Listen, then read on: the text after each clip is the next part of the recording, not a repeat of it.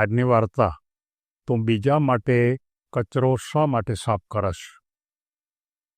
એક કોલેજમાં ભણતો યુવાન કોલેજની અંદરથી ભણી અને પાછો આવતો હતો ત્યાં રસ્તાની અંદર એક બહુ મોટું ફંક્શન ત્યાં ચાલતું હતું અને એ ફંક્શનની અંદર જમણવાર હતો. જમણવારની અંદર કેટલીક નકામી વસ્તુ હોય એ રસ્તા ઉપર ફેંકી દેતા હતા એટલે એને કારણે રસ્તો આખો ગંદો થઈ ગયો હતો. કેટલાક માણસો લપટતા હતા પણ હરા ત્યારે એ યુવાન ત્યાંથી નીકળે છે અને એના મનમાં એમ પ્રશ્ન થાય છે કે આ લોકોને ખબર નથી પડતી કે અહીંયા રસ્તામાં ના નખાય. એટલે એણે એમ વિચાર કર્યો કે ચાલો હું સાફ કરી નાખું. એણે પોતાનું દફતર બાજુમાં મૂક્યું અને બાજુમાંથી એક સાવરણો લઈ અને એને સાફ કરવાની શરૂઆત કરી અને લગભગ મોટા ભાગનું એને સાફ કરી નાખ્યું. રોડ પણ સાફ થઈ ગયો. પછી ત્યાં બરોબર એ જ વખતે એની માતા આવે છે અને માતા જોવે છે કે મારો દીકરો ખરેખર આ રોડને સાફ કરે છે, કચરો સાફ કરે છે. ત્યારે એની માતા એમ કહે છે કે બેટા, આવો કચરો તારે શા માટે સાફ કરવો જોઈએ અને તને થોડું કોઈ કીધેલું છે કે તારે આ કરવું?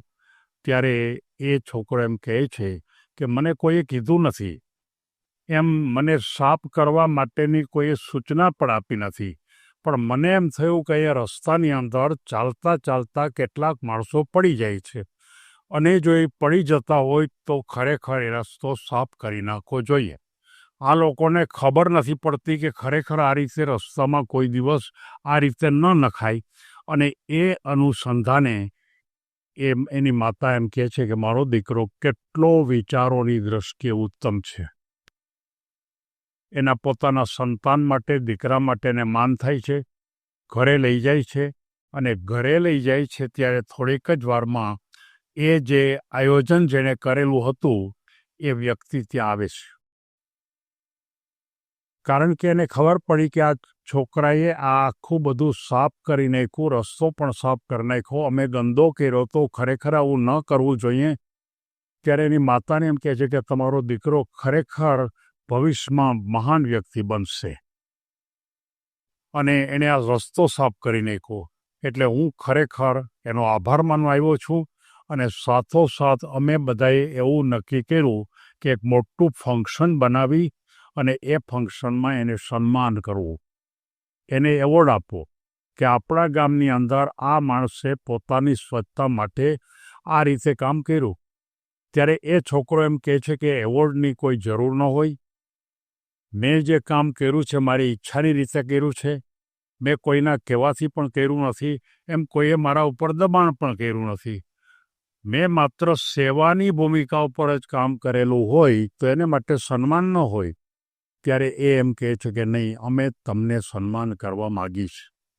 અને એણે ચોક્કસ દિવસ પણ નક્કી કર્યો અને એ દિવસ નક્કી કર્યા પછી એ દિવસે બરોબર સન્માન માટેનું રાખ્યું. ત્યારે આખું ગામ ભેગું થયું, મોટો એવોર્ડ આપ્યો અને સાથોસાથ એને રોકડ ઇનામ પણ આપવામાં આવ્યું.